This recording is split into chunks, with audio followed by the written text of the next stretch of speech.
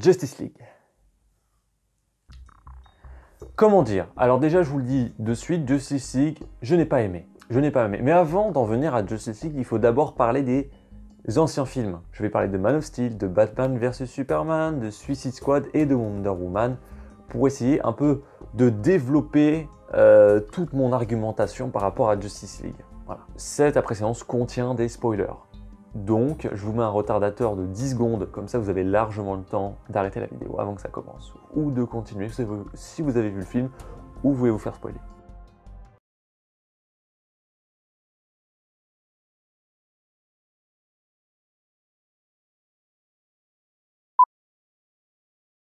Chiant, comme diraient beaucoup de gens, le côté chiant de Batman vs Superman qui se pose beaucoup et qui explique beaucoup par rapport au personnage de Superman qui est un dieu, voilà, qui est un dieu, un personnage biblique. Zack Snyder présentait Superman comme un dieu. Donc on le voyait, c'était l'espoir, le S de espoir que tout le monde adulait dans le film.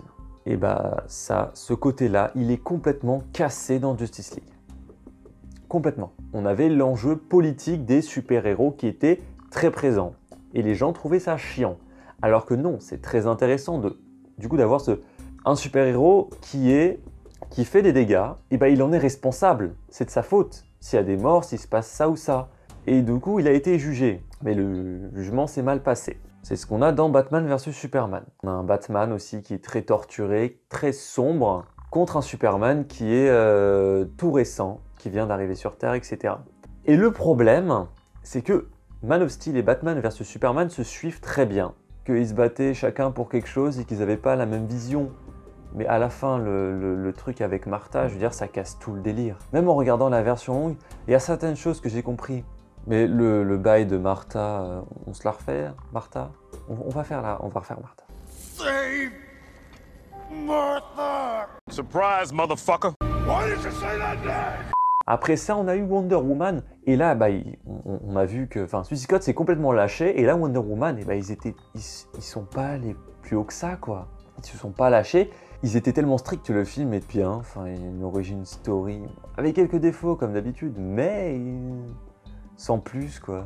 C'est comme à un moment, on est dans le village, c'est la guerre, il y a tous les méchants autour, et là t'as les villageois et tout, et là t'as Wonder Woman, elle court, l'église, elle va niquer le gars. Donc ils se mettent tous comme ça, elle saute sur le truc. Elle fait un saut de quoi? 5-6 mètres. Elle explose le toit de l'église, et tout le monde est là en train d'applaudir.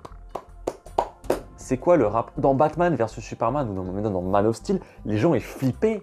Parce que les gens avaient des super pouvoirs, ils avaient peur. Et là, Wonder Woman, mais tout le monde s'en fout, tout le monde est là, ouais. Dans la vraie vie, tu serais là en mode, les gars, c'est ces choses qui se passent là.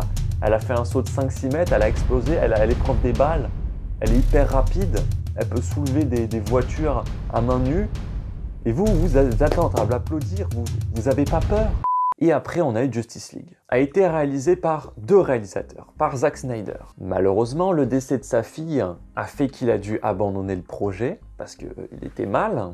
Et il a dit, voilà, Joss Whedon, je te laisse la main. Sauf que vous connaissez Zack Snyder. Vous avez vu Man of Steel, Batman, Superman, des films assez sombres, politiques, avec peu d'humour. Parce que le peu d'humour marche très bien chez DC. On voit que le film a été fait par 2 réalisateurs. Whedon est un mec qui n'a rien à voir. Enfin, pas qui n'a rien à voir, mais qui a une vision différente des super-héros de Snyder. Ce qui fait que le film, il est coupé en 2 parties. T'as la première partie Snyder et la deuxième partie, plus grosse partie, faite par Whedon. Et tu le vois en plein milieu du film, le changement d'ambiance. Et ça, c'est moche. Je précise, quand je dis les deux, c'est de la merde. Ça veut dire que les 2 styles ne vont pas du tout ensemble, ça rend moche. Mais séparément, les 2 réalisateurs font du très bon travail. C'est des choses qui se voient vraiment, et même au niveau de l'iconisation des personnages. Batman, il fait... dans Batman vs Superman, Batman était vraiment sombre, il était torturé. Et là, bah, il n'y a rien du tout.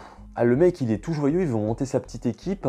Vous avez créé des personnages, vous les avez posés dans Wonder Woman, dans Batman vs Superman, dans Man of Steel. Vous les avez complètement changé leur personnalité. À part Diana qui s'ouvre un petit peu plus, bon, l'origin story de Wonder Woman était posée. Donc c'était pas la peine de mettre une origin story de Wonder Woman. Parce que tous les autres persos, par exemple, Cyborg, Flash, Aquaman, mais qu'est-ce que... Ils les ont bâclés. En fait, le problème, c'est que ce film est un film de transition. Parce que c'est pour dire, Voilà, on met ces personnages parce qu'ils vont avoir leur prochain film. Mais les gars, vous auriez dû faire, je vais pas dire recopier comme Marvel, mais vous auriez dû d'abord poser tous vos personnages et faire tous les films Cyborg, Flash, Aquaman. Après, vous auriez fait Justice League. Comme ça, on connaissait bien les personnages et c'était pas la peine de les introduire parce que l'introduction est bâclée. Et je m'en fous que ce soit un film qui soit introduction. Moi, ce que je veux, c'est voir un film où j'ai des personnages, où je m'attache et qui sont intéressants. Parce que là, c'est un film juste pour faire un film de transition. Si je les vois tous dans un film, je veux avant bien les connaître. C'est ce qu'a fait Avengers 1. Il sert juste à dire, voilà les gars, il y a ces super-héros, on va faire un film dessus. Mais pourquoi vous n'avez pas fait les films avant? C'était...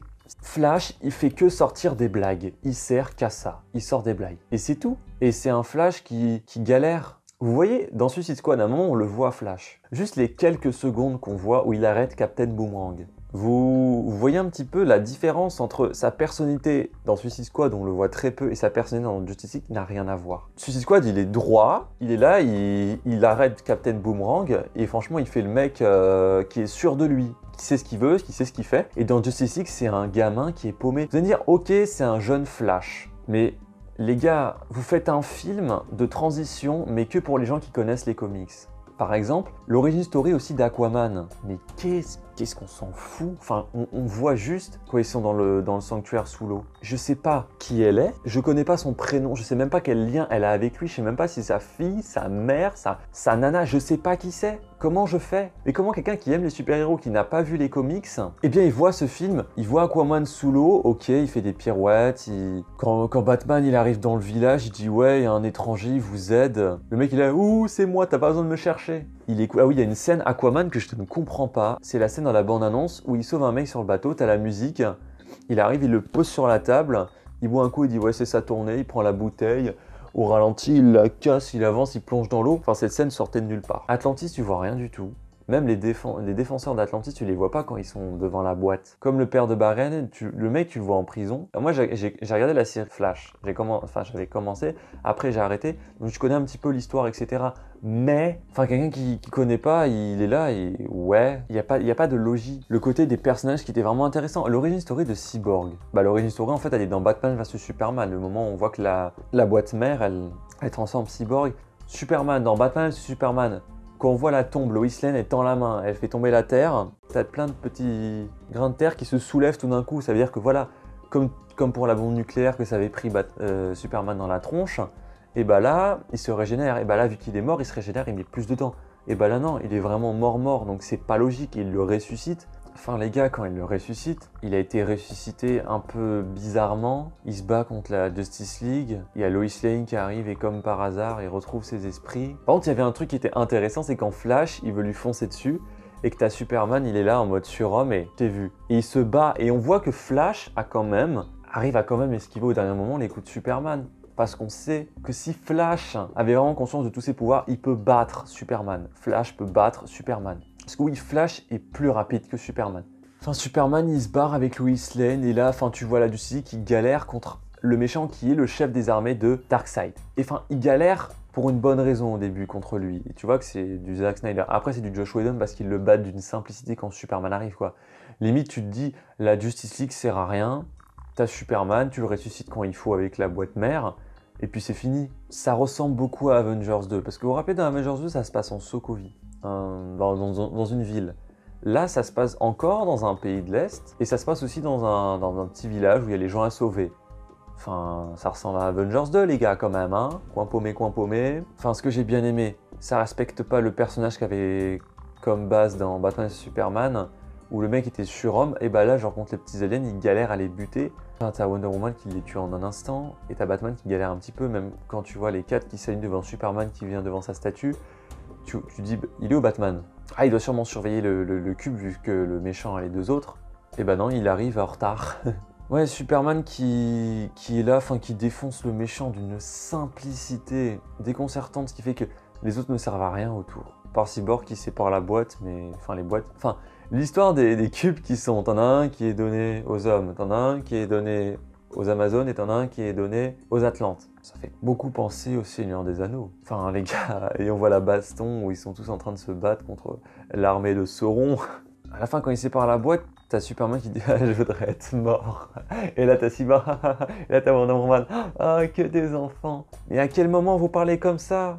À quel moment? Parce que t'as plein de scènes qui n'ont rien à voir avec le film. Enfin, le film est très rapide sur la fin. Très très rapide. C'est pour ça qu'il dure que 2 heures le film. Et enfin, à la fin, Superman, il est de retour à son boulot comme si de rien n'était alors qu'il est mort. Après, il y a un truc que j'ai pas compris. T'as des scènes dans la bande-annonce qui n'y sont pas du tout dans le film. Alfred qui est en train de tripoter une voiture, et là t'as Superman qui doit sûrement arriver. Vous avez eu du temps à arriver. La scène, elle y est pas non plus. La scène où t'as un flic qui est comme ça sur un stade et t'as Cyborg, il arrive et il arrête une voiture. Vous devriez bouger, elle y est pas non plus. Il y a plein de scènes qui ont été virées du film, et je sais pas pourquoi. Ou alors c'est peut-être Joss Whedon qui a dit bon, ça on vire, ça on vire, ça on vire. Mais le truc c'est que le film va marcher. C'est comme Suicide Squad, parce que c'est un produit voilà, de film de super-héros basique. Moi j'arrête avec DC Comics, j'arrête de regarder leurs films, j'abandonne, j'en peux plus. Bon bah désolé de cette après-séance si j'ai complètement défoncé un film. Bah j'espère que cette après-séance vous aura plu. Et bien moi je vous dis à une prochaine sur la chaîne. À une prochaine.